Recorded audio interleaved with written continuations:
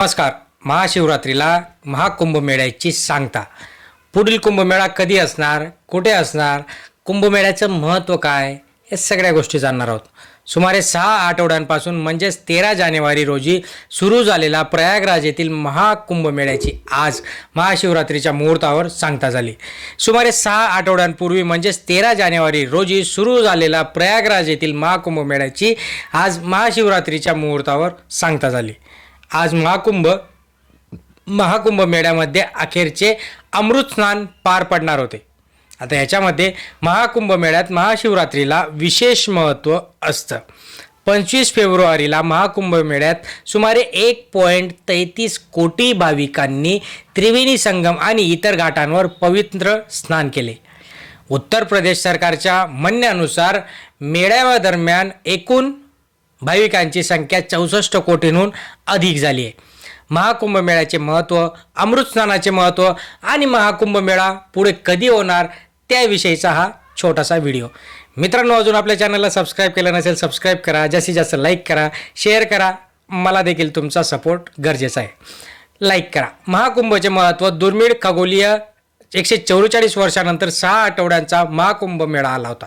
अशी मान्यता आहे की त्रिवेणी संगम म्हणजे गंगा, यमुना आणि सरस्वती नद्यांचा जिथे संगम आहे, येथे या काळामध्ये स्नान केल्याने एखाद्या व्यक्तीची पापे धुवून जातात, त्यांचे कर्म सुधारते. सहयोगी प्राध्यापक आणि के.जे. सोमय्या इन्स्टिट्यूट ऑफ रिजनल स्टडीजच्या प्रभारी संचालिका पल्लवी जांभळे यांच्या मते डायना एक यांनी कुंभमेळ्याच्या शोधात त्यांचे महत्त्व अमृताच्या निधक असलेल्या देव आणि दानव यांच्यातील वैश्विक युद्धाची जोडलेले आहे. डायना एक हार्वर्ड युनिव्हर्सिटी प्राध्यापक आहेत. भारतीयवरील त्यांचे कार्य लोकप्रिय धर्म, विशेषतः मंदिरे आणि तीर्थक्षेत्रांवर केंद्रित आहे.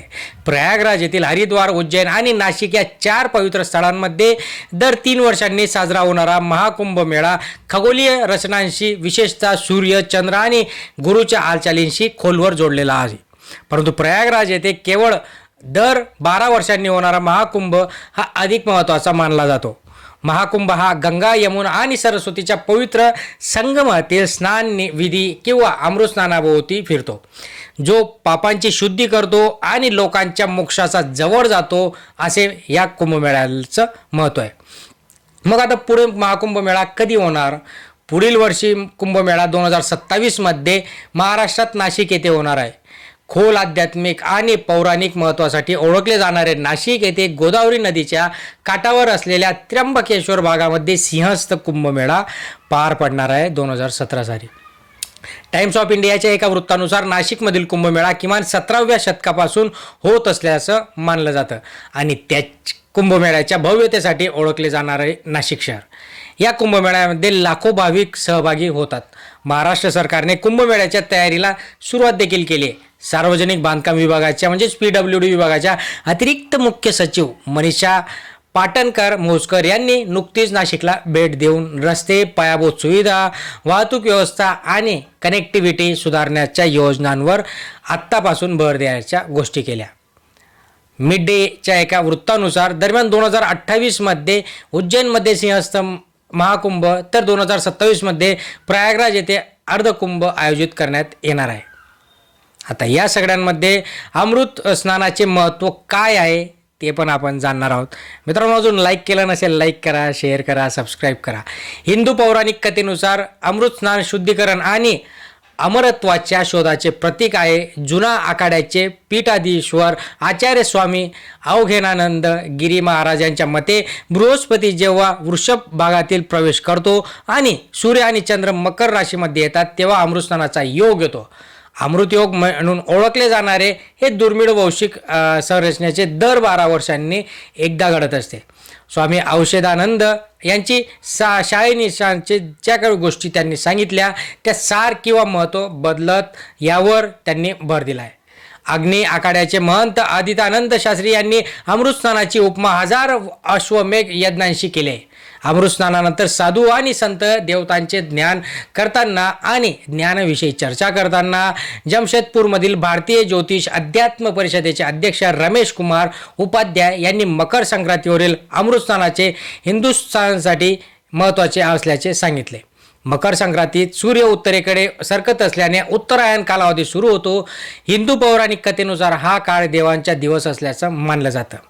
6 महिन्यानंतर सूर्य दक्षिणेकडे टप्प्यात असतो, जी देवांची रात्र असते. तसेच सूर्य धनु राशीतील निघून जातात, त्यामुळे 30 दिवसांच्या कालावधीत सूर्य कार्य केले जात नाहीत, असं त्यांनी इंडियन एक्सप्रेसला एका त्यांच्या मुलाखतीदरम्यान सांगितलं होतं.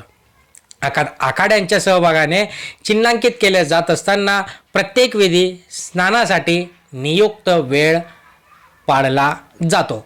आता प्रत्येक अमृत स्नानाचे महत्त्व काय आहे, तर पौष पौर्णिमा या पौर्णिमेच्या दिवशी 13 जानेवारीला महाकुंभ सुरू झाला. या दिवशी भक्तांसाठी कल्पवास म्हणजेच आध्यात्मिक साधनेचा महिनाभराचा कालावधी सुरू झाला.